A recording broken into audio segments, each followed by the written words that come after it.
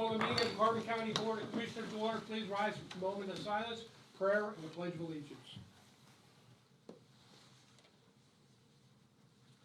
ASAP.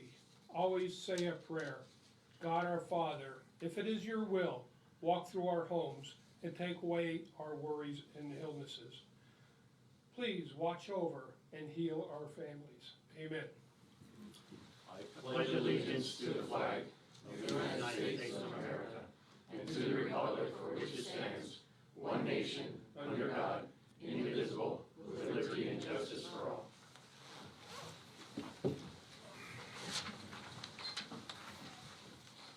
These proceedings are being recorded for the sole purpose of preparing accurate written minutes. Recordings are overwritten following approval of the minutes, eliminating all unofficial records of these proceedings. Approval of the minutes of the previous meeting held March 23rd, 2023. Motion approved. Second. Mr. Honor? Yes. Mr. Lukasevich? Yes. Mr. Notstein? Yes. Are there any guests concerning county business at this time? Hearing none, we'll move on. Next item is a proclamation for adoption. Proclamation acknowledging month of April as Child Abuse Prevention Month. This is proclamation number 2023-003. Motion adopt. Second. Mr. Honor? Yes. Mr. Lukasevich? Yes. Mr. Notstein? Yes. And I will start by reading the proclamation for the Children Abuse Prevention Month. Whereas child abuse and negligence is a complex and ongoing problem in our society affecting many children here in Carbon County each and every day. And Whereas children are our most valuable resource and will shape the future of the Commonwealth of Pennsylvania. And whereas child abuse can have long-term psychological, emotional, and physical effects that have lasting consequences for victims of abuse. And Whereas protective factors are conditions that reduce or eliminate risk and promote the social, emotional, and developmental well-being of children. And whereas effective child abuse prevention programs succeed because of partnerships among families, community members, social service agencies, schools, religious and civic organizations, law enforcement agencies, medical facilities, and the business community. And whereas in federal fiscal year 2021, 3.9 million, no, that's the wrong one. No, wait. Well, Chris went down here. I think you skipped one, Chris. Whereas children, did you read the whole thing? no, I had protective factors and effective Oh, child okay, well, you care. missed okay. Whereas children are our most valuable resource and will shape the future of the Commonwealth of Pennsylvania. Whereas. I thought we were doing every third one. No, we two were doing each, two two each. each. Oh, okay, well, I only did one to start. Okay, well, I did two. Go ahead, Wayne. Hey, let's restart. Yes, let's start this over. Let's go. 1, 2, 3, 1, 2, 3, how's that? Sounds good. Go ahead, Okay. Rocky. Here we go. Here we go again. All right, hold on. Okay. We want to reset Take that there, clip Nicholas. out of that film there. Okay. Edit. Take two. I will read the proclamation for Child Abuse Prevention There Month. you go. Whereas child abuse and neglect is a complex and ongoing problem in our society, affecting many children here in Carbon County each and every day.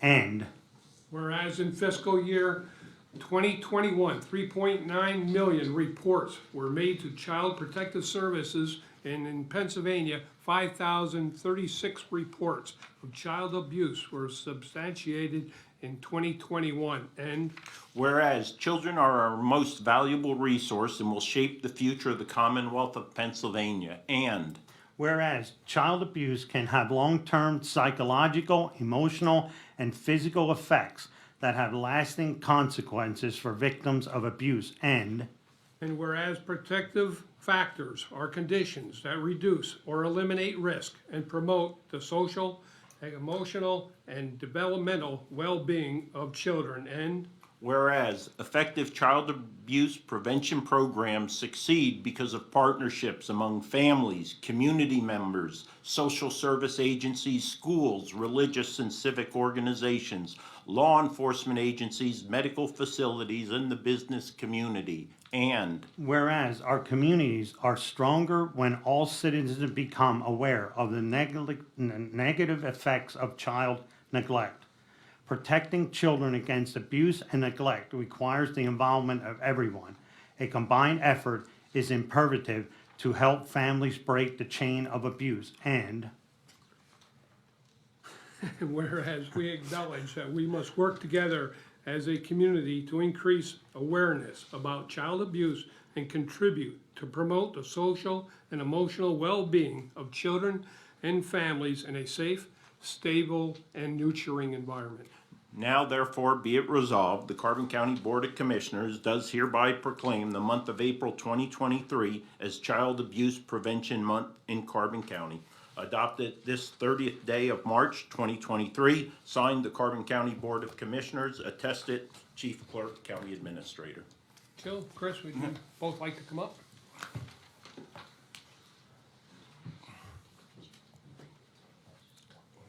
Okay, Jill, you wanna have a seat, Chris, Tanner, comments and, Bring my sign.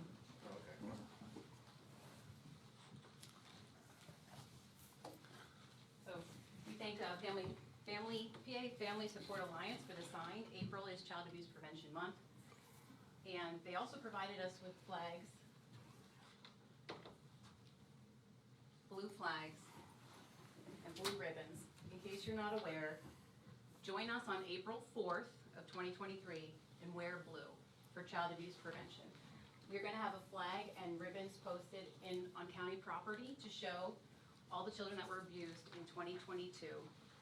We had 1,425 reports of general protective services and neglect in Carbon County. We had 318 reports of child abuse. And out of those 318, 7%, 23 reports were substantiated for child abuse. And we're gonna have 23 ribbons posted for those children, 3 of which are still in placement because of the severity of it. So please, on April 4th, wear blue in support of child abuse prevention. I also wanna say, how do we prevent abuse? It's not an easy answer, but out of those 23 children, 65% were sexual abuse. And the best way to prevent sexual abuse is to listen to your children when they say they're uncomfortable around a certain person, whether you know this person and known them your whole life, or whether you just met them yesterday. Please listen to your children and take that into account. Most children that are abused by someone they know. It's not that stranger danger that you hear. So please just listen to your children. And also, we all know it takes a village to raise our children. So the more support and resources that we have out there, if you have a child under the age of 5, we have Right from the Start, we have Early Head Start. If you qualify for those services, they're great programs to help children learn how to read, have social emotional skills, and those services are provided through grants and resources outside of our Children and Youth Agency. Also, I wanted to say the history of the Blue Ribbon. Bonnie Finney started this back in Virginia. She had a grandchild that died of abuse. She hung a blue ribbon from her minivan, and it has blown since then into April for Child Abuse Prevention Month. Wear a blue ribbon. You see, I gave everyone a support ribbon for child abuse prevention, and we hope that you'll join us on April 4th and wear blue. Thank you. comments, Chris? No. Okay, thank you, Jill, and all the staff. Want to say. I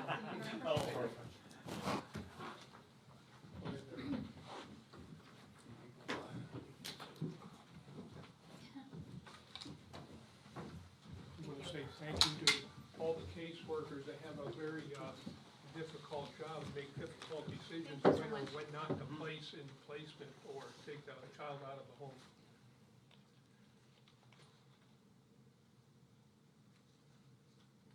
I don't know, I don't think this is one you smile about, to be honest. I think it'd be inappropriate, Well, I'm you know? talking about, he looks scared. Oh, I'm like, I'm not gonna fight.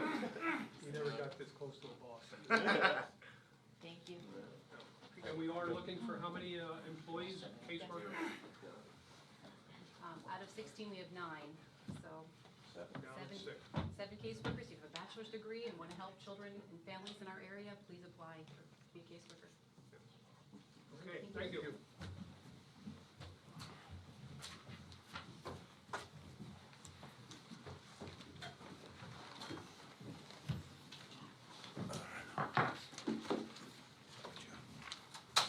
Ready?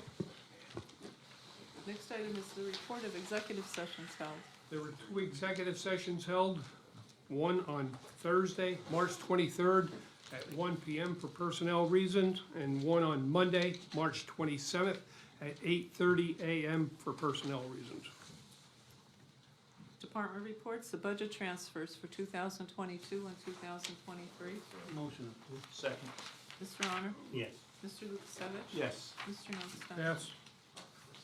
Supplemental appropriations. Move to approve. Second. Mr. Honor? Yes. Mr. Lukasevich? Yes. Mr. Notstein? Yes.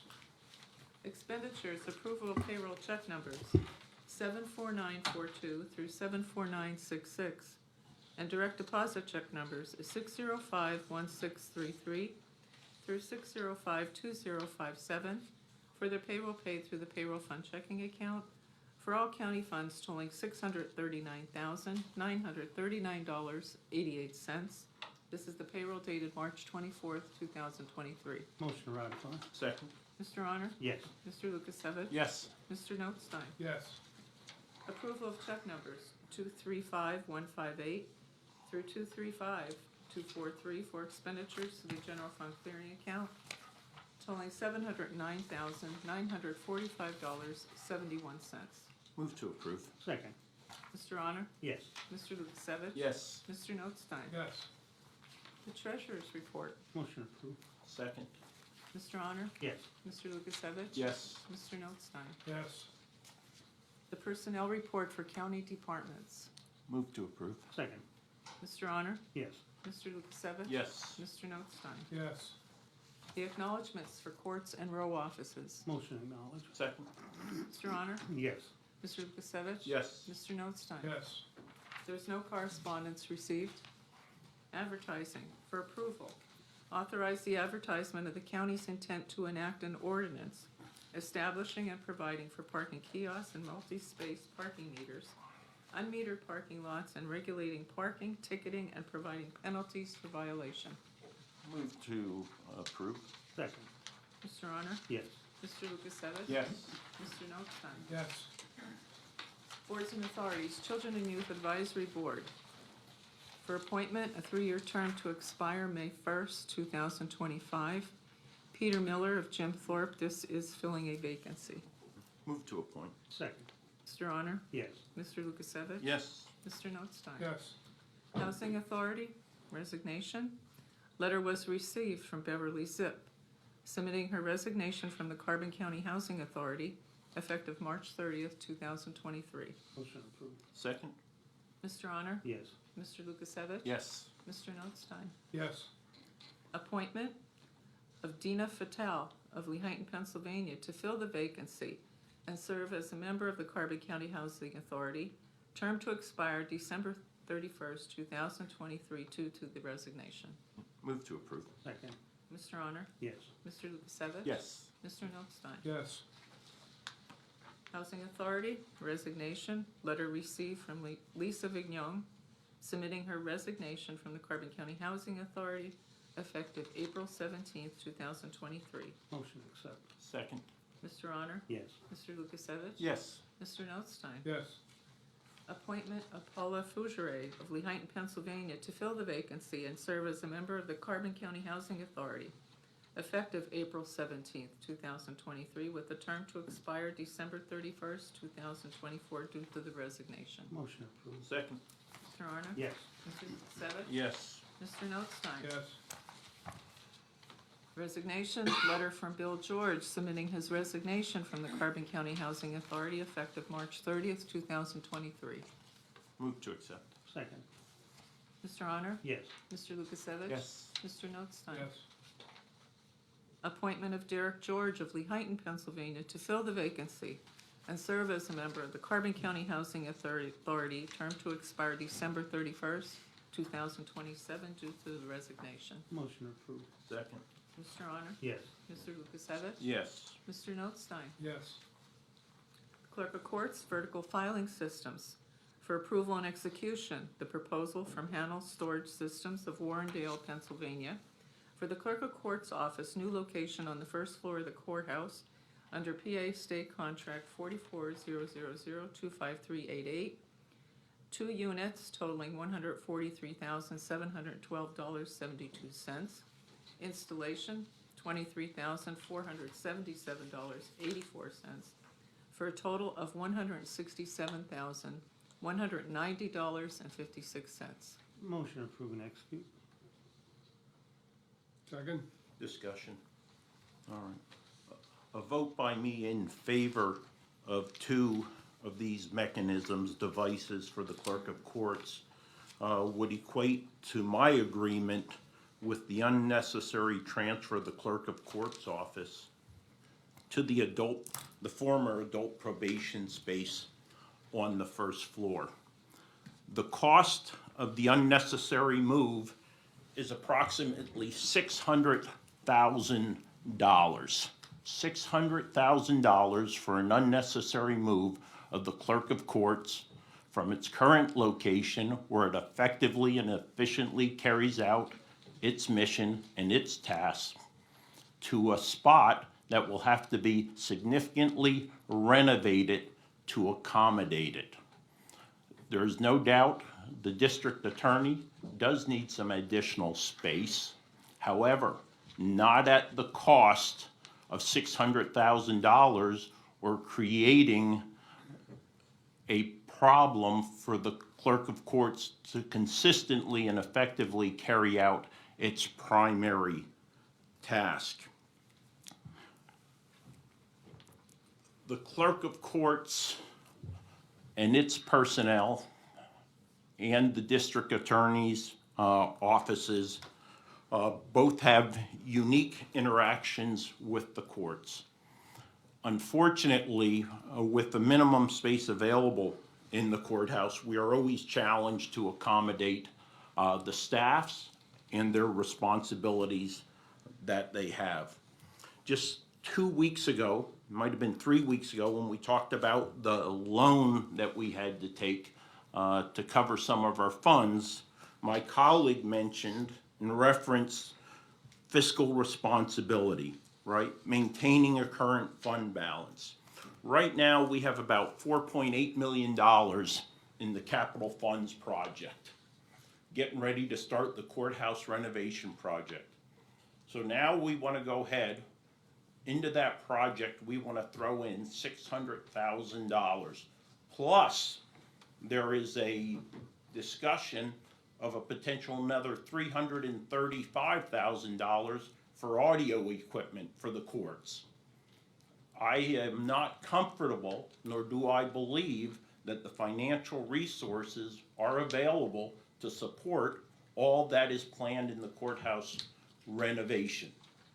So therefore, I would find it fiscally irresponsible to invest unnecessarily $600,000 in an unnecessary move by the clerk of courts to the first floor, knowing that the space on the first floor, with minor modifications in about a tune of about $50,000, could accommodate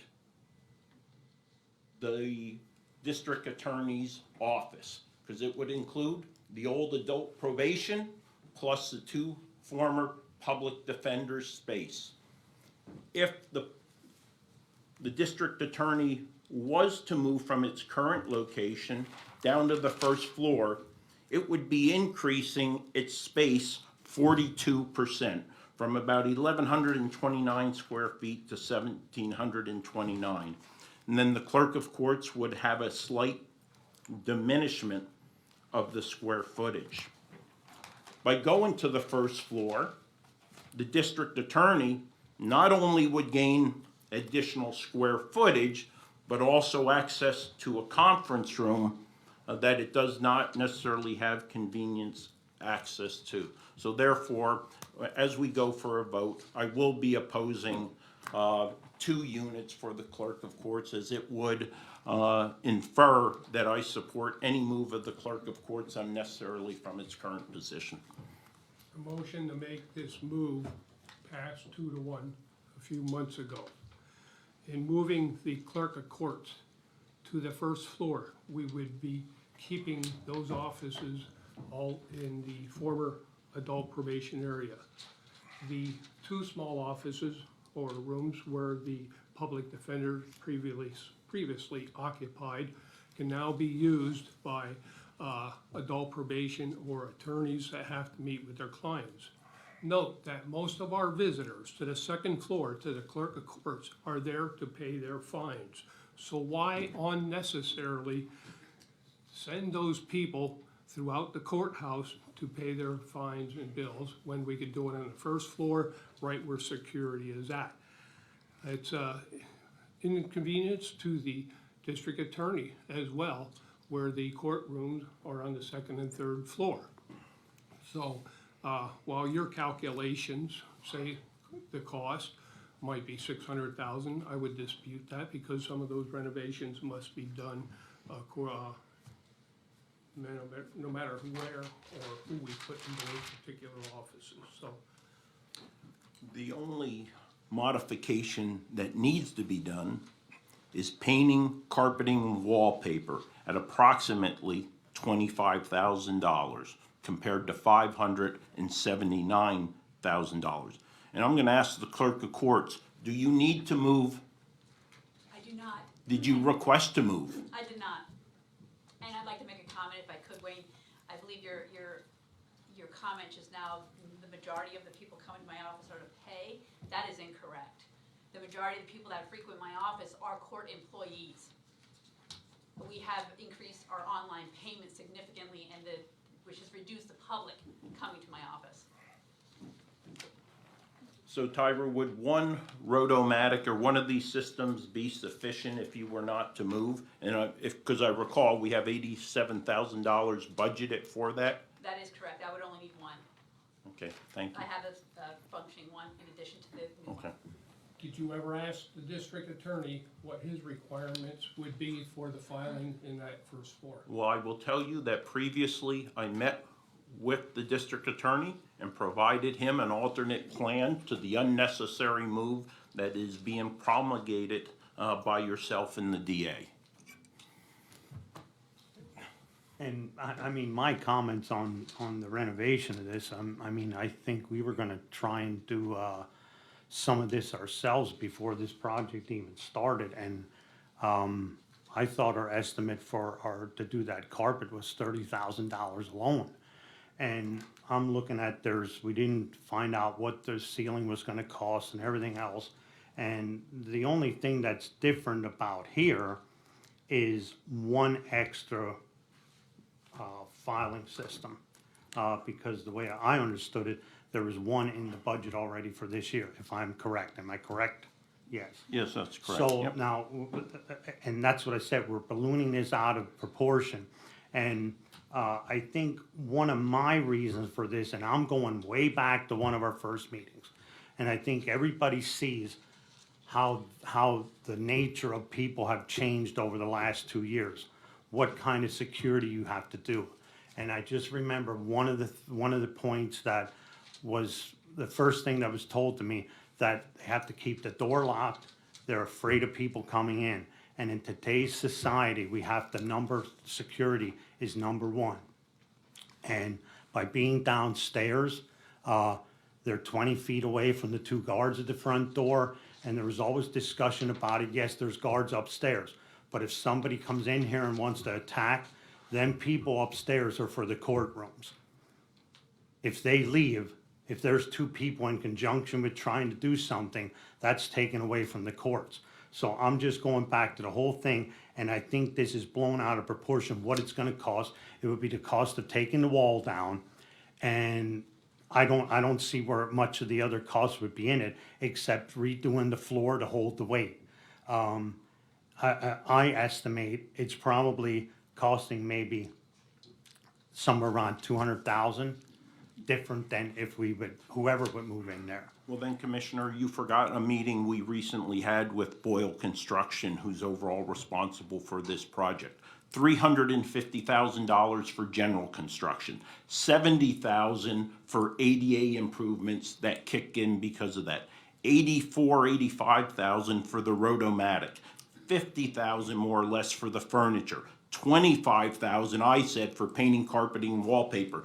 You just said it's $30,000 for carpeting alone, so I can up that to $50,000. That'll take me well over $600,000.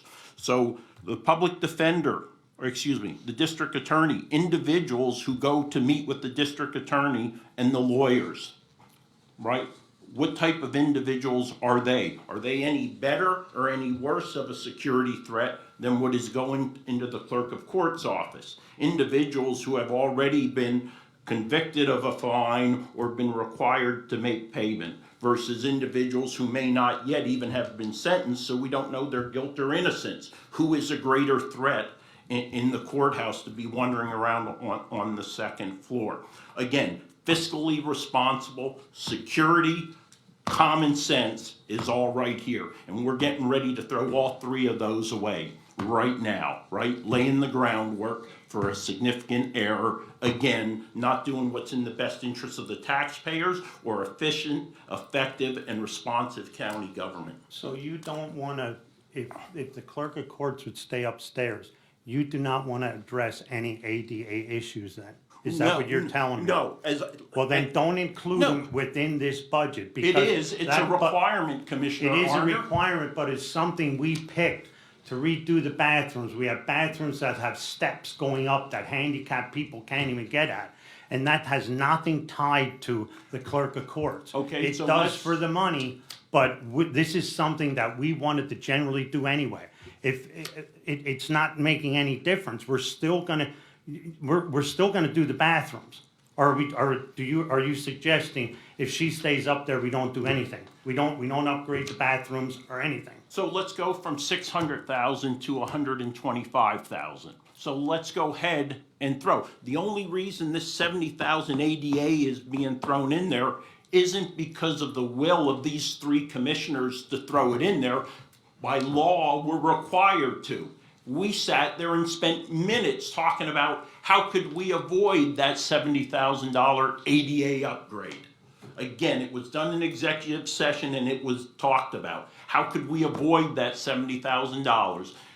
And they told us we couldn't. If we move with this project, then we're gonna incur the $70,000 of ADA upgrades. And then we made the decision, where do we wanna apply that? Back to areas of which we originally wanted to do, but had cut out of the program. And don't talk ADA to me, someone who has a special needs child, because no one looks more after the needs of special individuals with special needs than Chris Lukasevich, who sits at this table. And we should have never cut the ADA out in the first place. Agree. So That let's was- keep it in there. that was I my agree, opinion Rocky. right from the Let's beginning. keep it in there. Yep. Like, Don't why make did it- we even cut that out? But don't make it an issue if it's required regardless. You're certainly entitled to your opinions.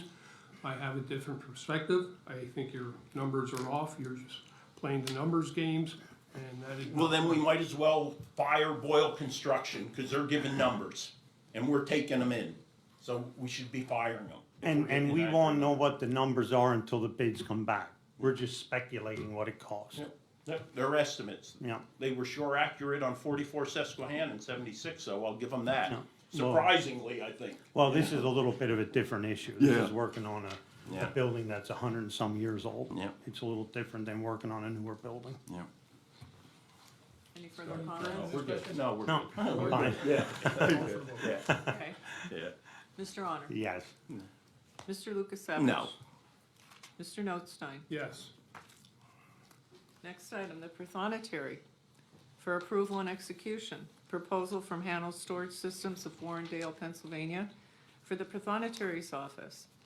Pennsylvania State Contract 4400025388. 1 unit, $66,325.45. Installation, $8,667 for a total of $74,992.45. Motion to approve and execute. Second? Discussion. How much has the Prothonotary agreed to contribute from her $77,028.70 automation fund to help offset the cost to the taxpayer versus the use fee that she collects? Was there anything? There has not been a conversation with her regarding her contribution. Yeah. So as I've previously done when it comes to automation for the row offices, I would ask that we go back, table this for 1 week, see what contribution she will make towards this. We've asked multiple times before for a contribution from the automation fund with no positive response. Again, should be contributing to the automation needs of her office, and that is the specific reason for those funds. I can check into that. I'm not sure if a filing system can be put under automation funds.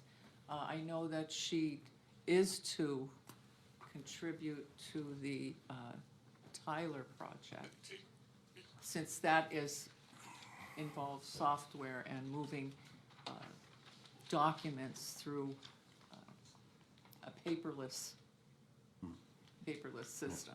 But she never agreed to pay towards the Tyler system. She continues to go back to the argument that the previous Prothonotary utilized funds that should not have been moved, and keeps using that as that office's contributions for everything automation wise. So that fund is set aside for automation. It cannot be used for anything else. So it's not like the Thonotary or any of the other offices that have the access or can use these funds will use it for anything but. Just because there's a fund balance in there now doesn't mean it would not be used towards the Tyler system or anything else of that nature. She's already said she wouldn't use it. Again, not having looked into the legalities of it since it first came up 3 years and 2 months ago.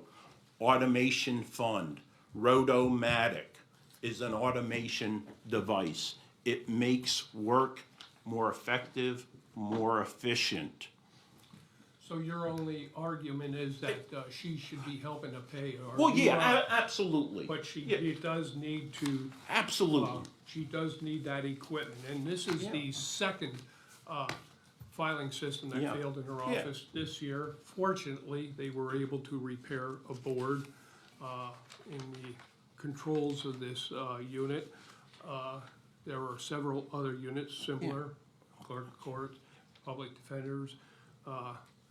2 others in the register are the Prothonotarians alone that are getting older. They're failing. The district attorney's office, one collapsed a few years ago, and we had to buy them, and it's a lot of complicated computerized boards and controls on this equipment, and I'm certainly not too sure these are the best, but because of the confinements of the space, Yeah. et cetera.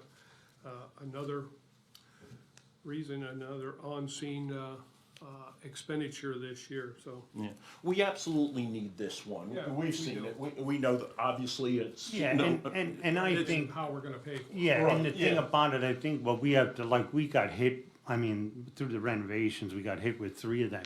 Yeah. But I think this is something that we have to look into. I think we have 4 or 5 other units Yeah. that are around, Yeah. that I think we should be looking into to replacing, like we replace our cars. I mean, we replace our cars, and this is a functional thing that they need. And this was one of the newer ones. Yeah, and Yeah. that's something I think we have to look in the future of replacing these, you know, put them on some kind of a schedule. And I think I go back to the controller again. We were not, you know, the controller was asking for dates, how this stuff is. How long do we have it? How long does it last? And there's one thing I think that we failed at here, that we have to get this more together and try to get all of it throughout the whole county, not just this. But this is something I think we gotta look into, because here we got hit with a $200,000 bill. you know, that you really don't expect. And I think if we put that within the budget and maybe replace a couple of them or one, you know, every 2 years or every 3 years, within a couple of years, we'll have them all updated. That doesn't mean they're not gonna fail as a brand new unit though either. See, I think the problem is we keep going back to our well, the taxpayer Yeah, money, I know, right, yeah. in the contingency. Yeah. When there is non-taxpayer Yeah. revenue here in Yeah. the automation fund, right? Yeah. There's individuals who are filing fees and such that they're taken from. So a percentage of that should be being pulled to support those automation efforts if it's legally fits within. Yeah, and the I use of those don't know funds. how that automation fund is set up. Is it like, can we create something in the policy of it that, you know, I don't know how that works. Is there something that, When you implement a fund like this, you have to spell it, it's only, expenses that are qualified, such as computer systems and, printers, et cetera. Anything you need to upgrade your records improvement, you know, it's a good question whether it would qualify under records improvement, that we don't know, but, programs, computer programs, et cetera. But I think the other point that we are kind of touched on here, we have had the conversation before, the ball got dropped somehow on, not only our maintenance, program, that we can track when things were Yeah. installed, when they were purchased, what the expected, life expectancy is, and that's why right now you hear the bumping and thuds here on the roof, putting a new roof on. We know the air conditioning unit is at end of life, so why fix the roof and then tear it up again just to put air conditioning in? But I think we must pursue a maintenance program for our maintenance director and be more vigilant with open with the row offices and department heads in developing long-term plans and projected life expectancy on, we do it with computers and all the other equipment we have, and including the maintenance of roofs, et cetera, so. So I'm gonna move the table for 1 week so we can go back to the prothonotary and see if in this particular instance, if she would be willing to commit, if it fits within the scope of the use of the automation funds to give something towards this. Same thing we had asked about the Tyler system. Again, some row office, I think 2 row offices did provide something for that, but one did not, which was the prothonotary. So, Do we have a second? yeah. So we'll allow her to continue to hoard funds. Okay, I'll go back to the original motion that was moved and seconded. Mr. Arner? yes.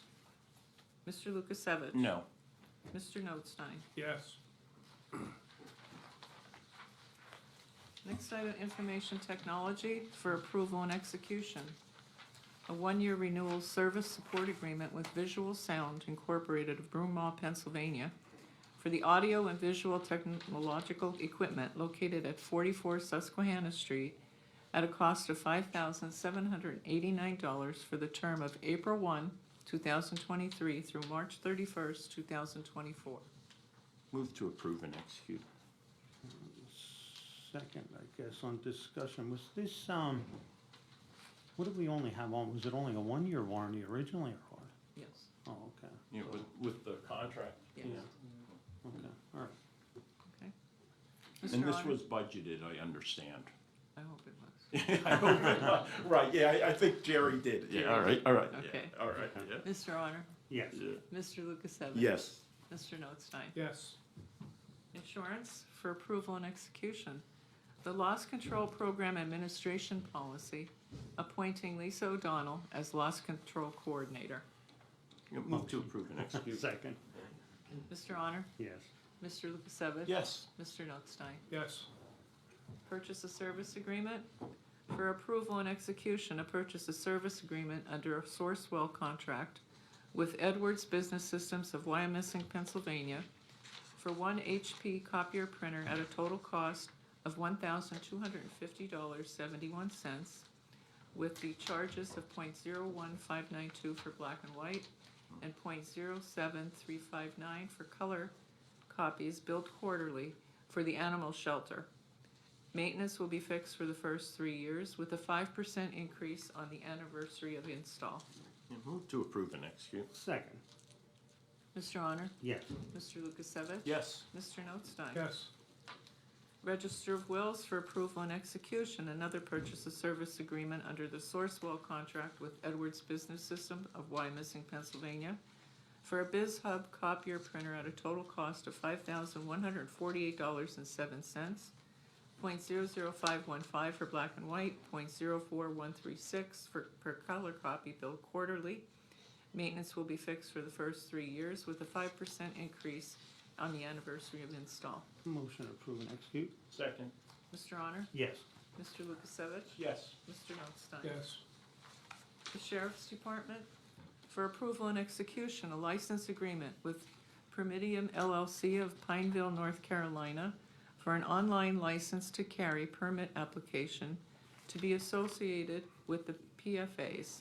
The agreement shall automatically renew for successive one-year term unless terminated by either party upon a 60-day written notice.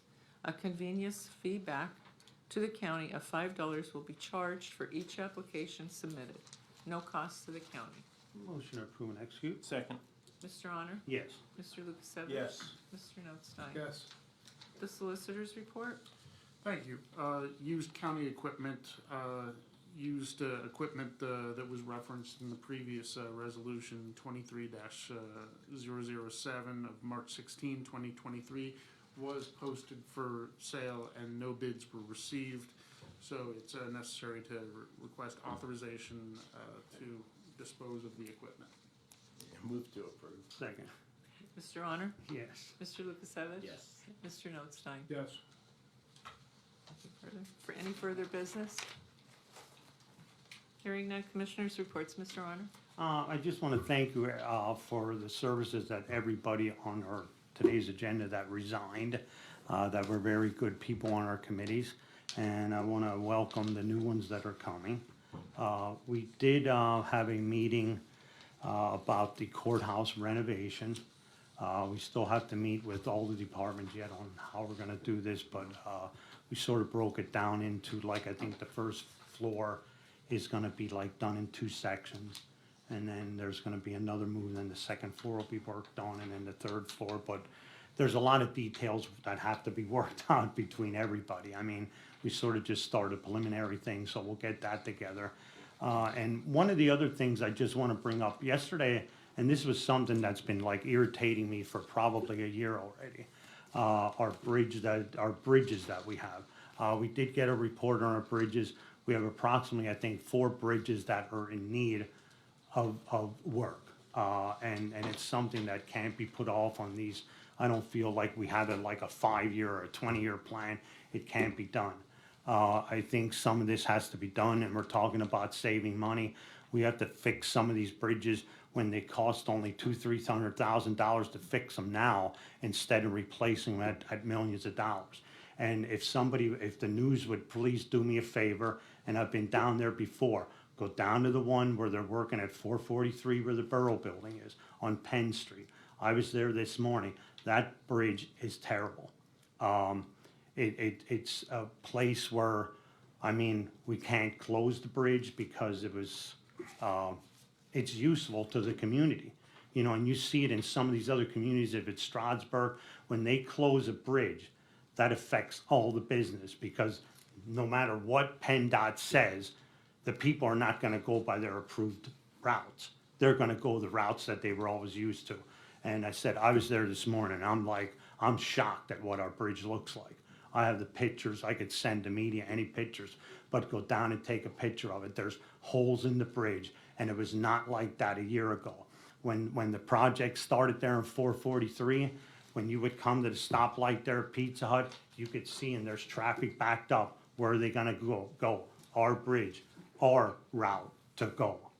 That was not a approved PennDOT route, but I think PennDOT in these projects gotta look at, and it's just not our county, it's all counties.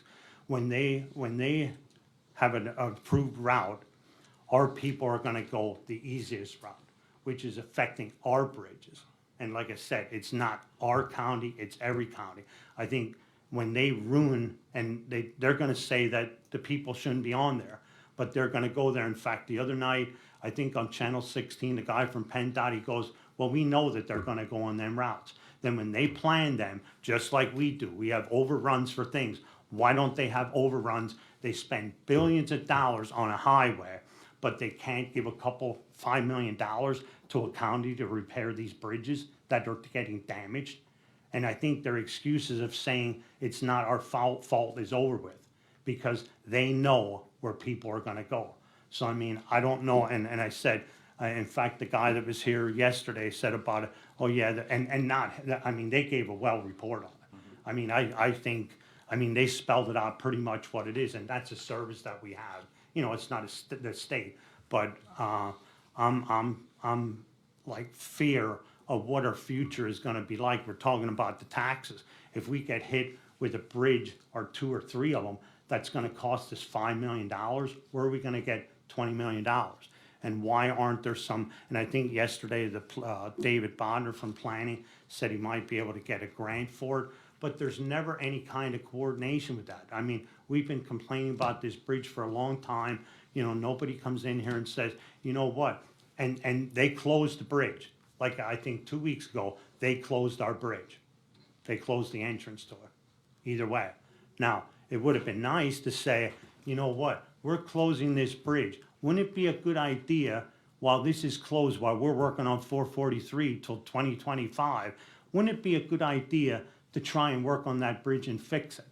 Or what are we gonna do? Wait until the traffic starts going on it and then repair it? You know, nobody's working in coordination with us. But they give us guidelines, and I don't know what we get to work on our bridges. How many bridges do we have? 20? Total 21 altogether. And what do we get? About $500,000. If that. If that, to work on all them bridges. You know, it's like unbelievable. And I said, like, you hear about this infrastructure money, where is it? I haven't seen it. So I mean, I'm just going to the media. I mean, I think it's a very good story on this, that just walk over there and look at the bridge. I stopped this morning on the way, and it's like, I mean, there's holes in the bridge now. And it's from that route, and everybody was going over. They had dump trucks going over. There was a route to get around the stoplight there at 9th Street and 443. You know, and like I said, I think the state has to look a little bit more in it. And I think last time I made a comment like this, the state called up and had some issues. Well, they can call me. They can gladly call me again. And that's all I have. Mr. Lukasevich?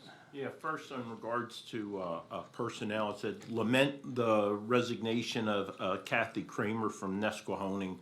She's a parking attendant, and she really epitomized kind of the moniker of a parking ambassador. Anyone who was ever down here on a Saturday or a Sunday when there's heavy traffic down there in the parking lot, you know, Kathy was always kind of Johnny on the spot, helping people, and just had a great attitude under even the most stressing of times down there in the parking lot. So I lament the loss of Kathy and her resignation, and that'll tie into kind of the parking ordinance here in a minute.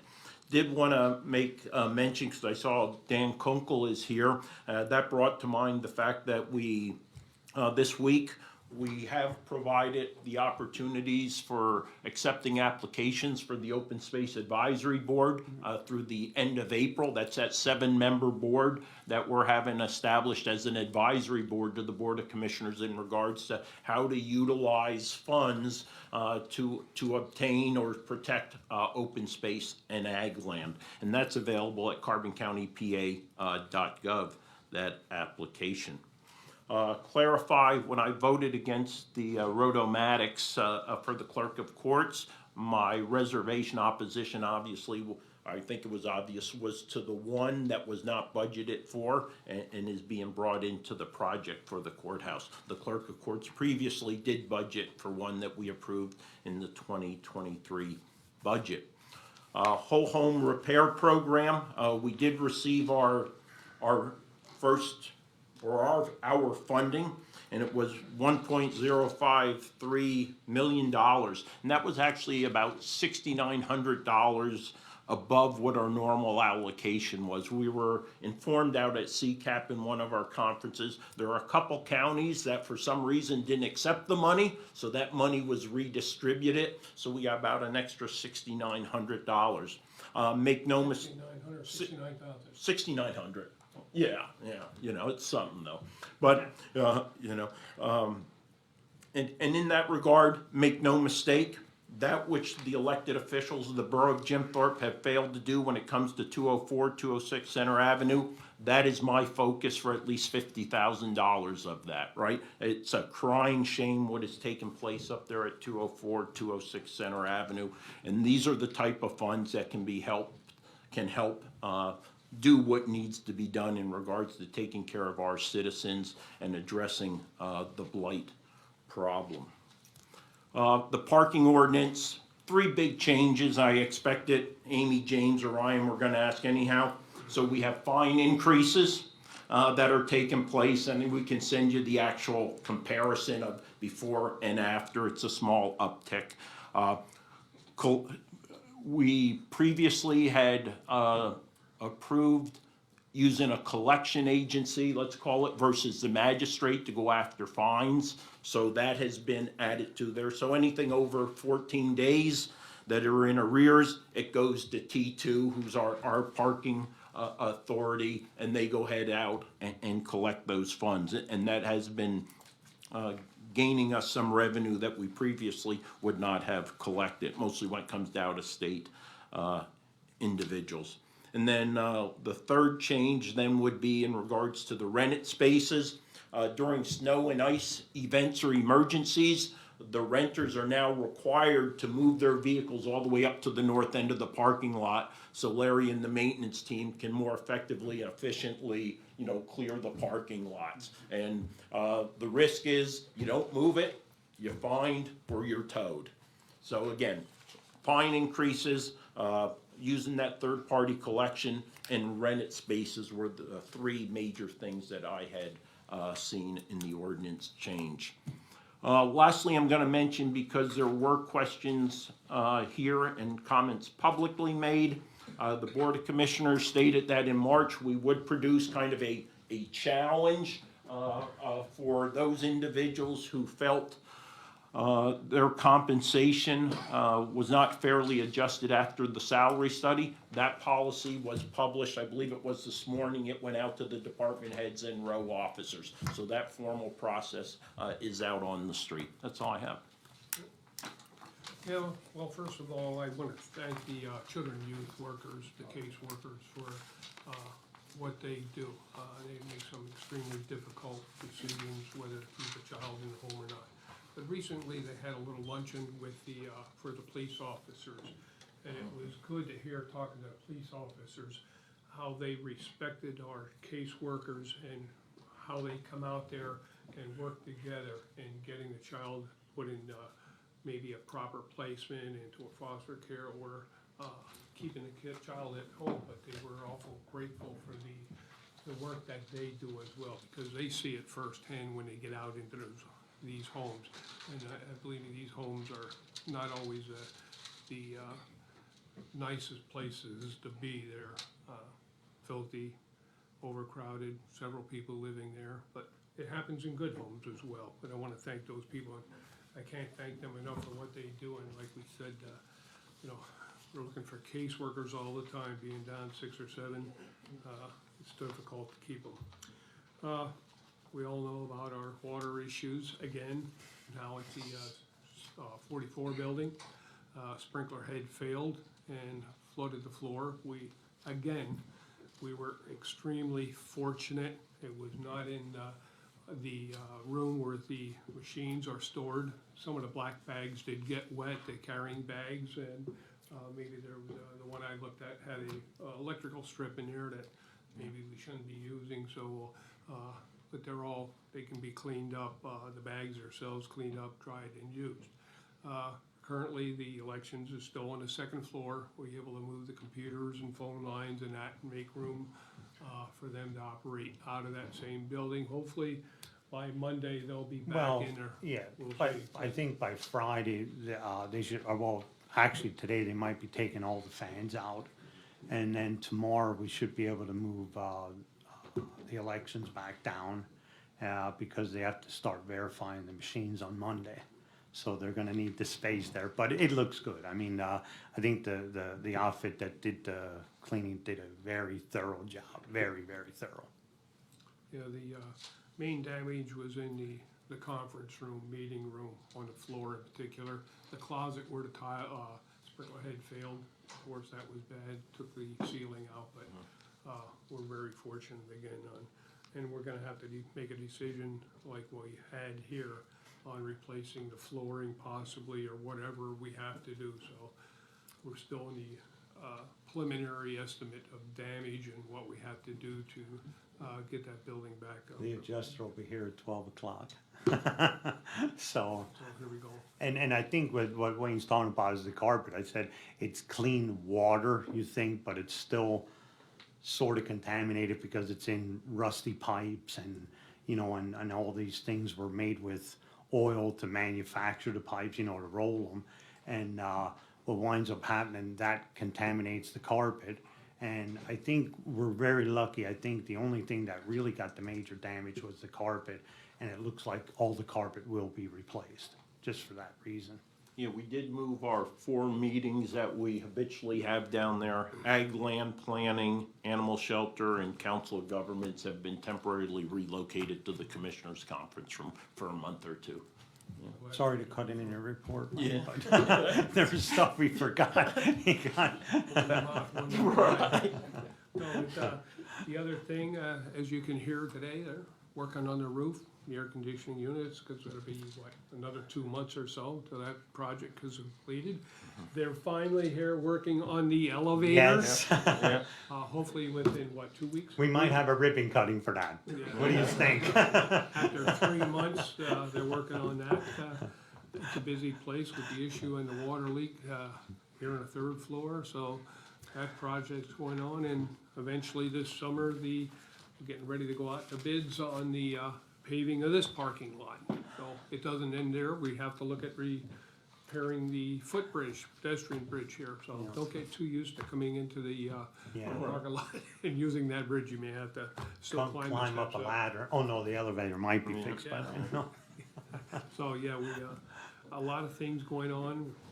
Did a drone fly over the courthouse roof. We're still waiting for those issues. I mean, every time we turn around, it's something else. Furnace at the 525 building, so it's just been one heck of a year as far as, you know, things happening, things going on. You never know what to expect. And of course, that water leak on Friday afternoon, you know, it's I knew it was not good when I walked down there and I see the water coming out the front door. Not a good sign, so frustrating.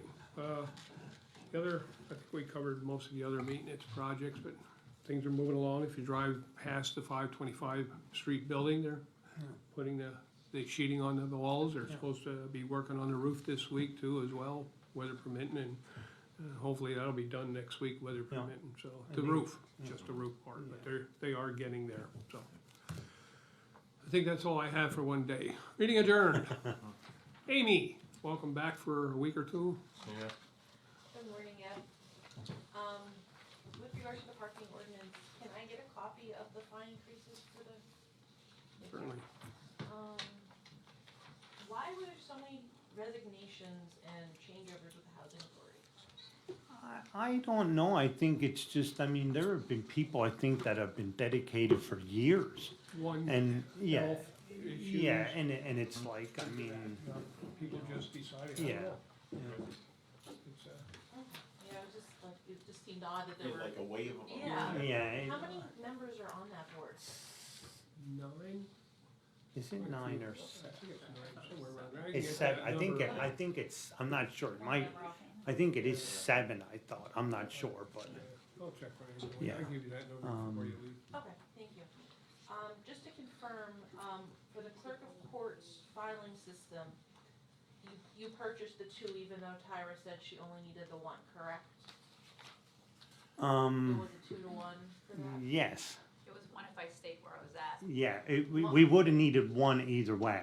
Okay. I mean, And one was budgeted for. Yeah, We the had one was approved. budgeted Yeah. for, so the other one is under the project, you know, the additional would be the Yeah. additional It one was a for, little confusing. yeah, no. And so basically, I'm trying to make sure I have this all right. The district attorney and the clerk of courts are both up on the second floor. Correct. Neither wanna move, it sounds like it. No. Well, The district one has attorney, the district attorney would like to have the clerk of court space to expand, because they do need additional space. You go up there, you see it. The clerk of courts doesn't have a need, because they're effectively, efficiently organized and made moves. The other issue that we didn't even bring up today is that the IT in the courts will also be taking some of that room in the current clerk of court's office in the back there, Up on the second floor too. on the second floor. So part of those construction costs would be closing a door and putting a door in between the current IT and the office space that's in the corner of that office in the back. Okay, may I get a copy with, the Penn Street Bridge and the report that you were talking about? We didn't get them yet. You didn't get it? yeah, I don't, and I don't think the report, like when, like the report, they've been working on this for a long time. And I think it's only been I mean, they could have did this assessment 4 months ago. And what has happened, I mean, I drive over that bridge and I said, like with me, like if you live in a town, they're gonna put markers up, okay, I'm working on your street, don't park there, right? I come around, I think 2 Saturdays ago, whenever they close it, I come around the corner there, I'm going over to, 443 and it's closed. I don't even know that it was closed. You would think, and I don't know if they ever send us anything, that they closed our bridge. You'd think there would be some kind of procedure that they would do. They just closed their bridge, and the way I understand it, there's gonna be a turning lane there. So what's gonna happen when they have a turning lane? Or, we don't even know, is it gonna be an exit? Can you get out onto 443? Is there gonna be a turning lane, an exit to get out? Or how are they gonna do it? And Technically, they didn't close the bridge to close the road. The Yeah, bridge they is still closed- open yeah, to the bridge. Snyder Tire. yeah, The, yeah, they can get over there. The other but- business there as well as a resident, 2 residents there. Yeah. With regards to the Promedium license agreement, I guess this is more of the sheriff. Yeah. What exactly, why do you need this online license to carry permit with the PFAs? So it's actually, it doesn't have anything to do with PFAs. So one of the issues that we've had in the sheriff's office for years has been people coming in to apply for a license to carry permits. We have to put that information into the state system, which sometimes you can get it done in 5 minutes, other times it'll take 4 hours. Oh, this was the delay Right, so project, you okay. may remember a few weeks ago, Wayne asked a question about how that was going, and I had been working on a solution, found a vendor, and now we're gonna work to create that for the sheriff's office. So this contract that we enter into will create an online option that currently we don't have. So instead of people having to come in and wait, they could do it from their smartphone, they could go to the website. There's several options. We'll still enter all the information into the system. Once it's approved, we will then call them, and they will then have 5 days to come in, get their picture, pay their fee, show us their driver's license, and they're in and out in, I think it was 7 minutes. So anybody choosing that option will greatly reduce the wait time that we've had before. And they could also still come in and apply in person or through an appointment as they've always had. It is at no cost to the county, it is very user-friendly, and I think there's 23 or 26 other sheriff's offices across the Commonwealth who are already using it. So the benefit that I see in that is we don't have to recreate the wheel. If this is already working and working well in other areas, it's nice to be able to pick up the phone and call another sheriff that I have a relationship with to say, hey, how did you handle this? How did you communicate it out to the people? So once we get this set up, there'll be a media release that Promedium will do that will explain it and hopefully answer questions. And then for anybody who is a renewal, We send out letters 60 days before it expires. This information will now be included in all of those letters for renewals as well. Okay, thank you. With the courthouse renovation, do you have an anticipated date when you're going to be going out to bid? Hopefully within. What do you think, Ellen? How So it about, has changed, how about June? June. been How's pushed June? off again. Oh, in fact, I don't wanna harp on this bridge too much again, but, but we're talking about this closure, they're actually, and Wayne is correct on it, they didn't close our bridge, but they closed the road. But they are actually using our bridge for their employees that were working on 443 to park. So now, if that's supposed to be a throughway, a two-way, like how can you park on a bridge like that and block that to go to Snyder's Tires? I mean, they're, like, if we do something wrong, you gotta put barriers up, make sure there's curbing here, the whole 9 yards. And they're just, like, I just don't get it. I don't, Yeah, really. yeah. Commissioner Lukasevich, with the whole home repair program, has the county decided on who is administrating it and all that kind of stuff yet? No, since the money just came in, and obviously we've been doing some work parallel, but we're just at our initial stages of figuring out how we're gonna organize and how the program is gonna be run. Interesting, you mentioned the Housing Authority. We're gonna host a meeting with them to see how we can potentially synchronize and coordinate our efforts with programs that they have and who actually will manage the aspects of the program. Because we have variable options. Applications have to come through from the municipalities. Yeah, is what we're seeking, right? Well, they're individual grants. Remember what we mentioned, we want the communities who have blight programs to at least look at them and say, hey, this one particularly, kind of meets, or is within our priorities of blight remediation and mitigation to try to help, utilize the funds as much as possible for those communities that have blight plans. Okay, and then to piggyback off that with the blight, I know a few weeks ago Abby Gordiani and some of the municipalities were here. Has there been any discussion taking place with regards to the request? Not really, but my feeling is on it, she's been pushing it to get it done, been trying to, contacting us. I'm willing to do it, but the municipalities have to step up to the plate, and before I would vote yes on it, I think we should have that, stipulations in place. I think because of the, it's not a lot of money, and I think we have to hold our local municipalities accountable as well. Maybe a 50-50 match, because we have so many places that are blighted, and it's gonna cost a tremendous amount of money to eliminate these, and we can't depend on that fund alone. We have to decide how we are going to prioritize who's gonna get the money. That's the difficulty of it, and until we have those things figured out, I'm not gonna vote for it until we know how we're gonna do it. I don't know. So I guess we could vote for it, but figure it out later, but I'd rather have some kind of agreement with the municipalities that, if that's okay with them. If they aren't gonna step up to the plate and contribute 50%, then, why should we, increase the fees? So basically more discussion. Right. I think we all agree, the communities that would be, probably have access to those funds would definitely have to have a blight plan, right? And unfortunately, I think there's just a couple communities that currently have a blight plan. We did receive an update from the Recorder of Deeds that she could easily implement with no charge or fee to the county to provide that capability in her recording fees. So that is a step in the last couple weeks. Donna did look into it. And I think there's some stuff too, like, what I've heard, if we would do this, supposedly there's supposed to be money behind this, from the state. But I think we'd have to talk with the state, what are they willing to commit? Can they commit so much to Carbon County? Now, if they would give $200,000-300,000, then our minimum would really help out.